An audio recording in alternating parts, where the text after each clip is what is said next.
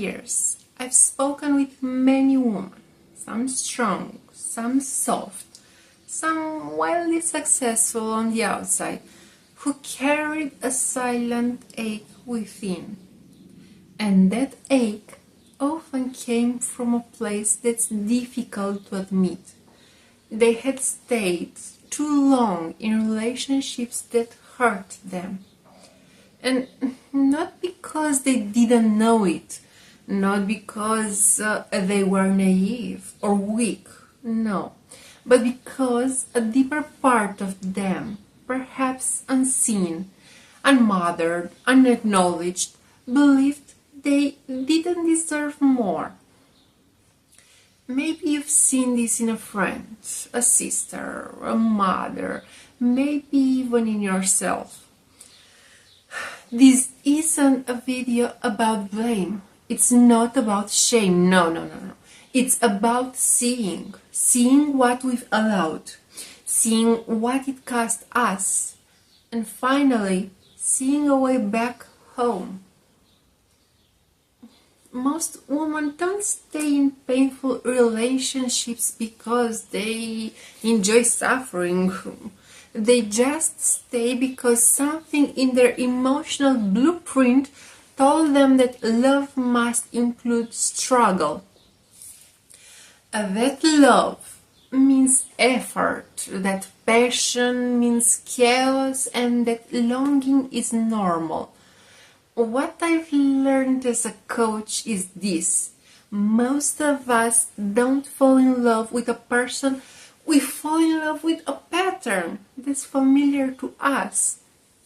And if the nervous system is used to inconsistency, rejection, or silence, even the pain can feel like home.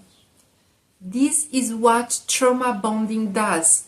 It creates a chemical loop of reward and withdrawal, a cycle that mimics connection but feeds fear. In fact, you wait for the text, you apologize first.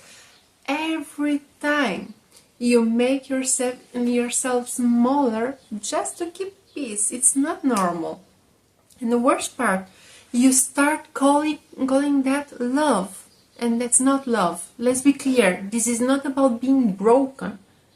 It's about being conditioned.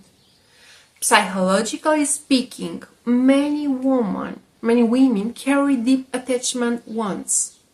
I don't know, from emotionally unavailable parents, from chaotic early environments, maybe from never being taught what secure love feels like. When we're children, we adapt. We kind of make sense of the world by believing that if someone isn't loving us fully, it must be because we're not enough. That belief doesn't disappear with age. It matures with us. It chooses our partners. It defines our limits. It whispers, just try harder and maybe he loves you the way you need it. So we stay. Not because we're blind, but because we're loyal to a hope we learned somewhere in childhood. And at some point, though, a question starts to rise. Why did I allow this? It's a hard question, I know. One that stings, but also one that frees. When we shift from asking, why did he treat me that way, to why did I accept it, something begins to heal, you'll see. And this isn't about blaming yourself, it's about reclaiming yourself. You didn't deserve the hurt, but maybe at some point you ignored the red flags, silenced your gut, stayed too long in that relationship. And not because you were stupid, no, but because you were still waiting for love to look like sacrifice. Taking responsibility doesn't mean you are wrong to love. It means you're wise enough not to love differently. You wonder what responsibility looks like in healing. Well, it looks like truth somehow. It looks like not romanticizing the memories that broke you.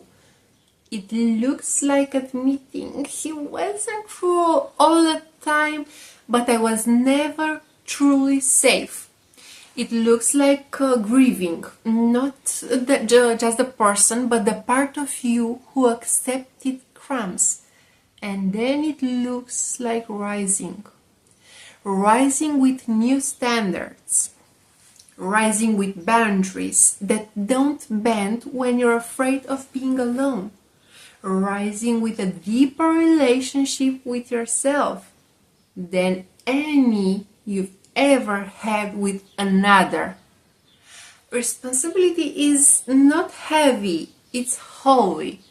It means the past doesn't own you anymore. It means you are no longer unconsciously repeating your childhood wounds. And it means you are not a victim of your longing.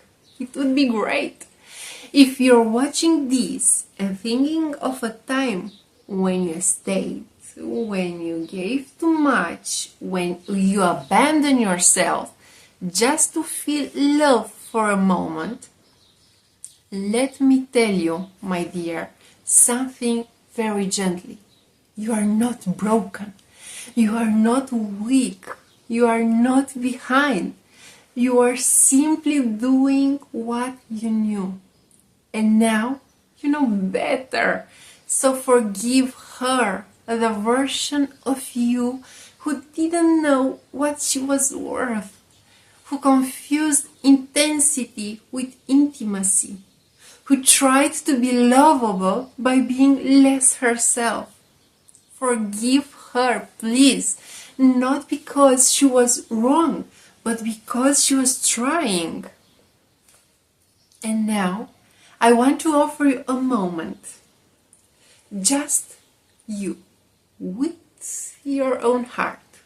So take a breath, place your hand over your chest, and ask yourself, where did I trade my truth for love? What pain have I been normalizing? Am I ready to stop betraying myself? And if the answer is yes, you are not alone, my dear. There are millions and millions of women who are remembering, waking up, rising out of silence and into clarity. You don't have to carry shame. You get to carry wisdom. Because now you see, you feel, you choose differently. And that beautiful woman is healing. It's awesome. Trust me. If this message stirs something in you, don't rush to fix it. Just let it breathe. Let it settle. Let it whisper. Let it stay with you as a quiet companion. And if you feel called, I'd love to hear your reflections in the comments. What part of you is ready to come home? Thank you for spending this time with me. With gentleness, Adriana.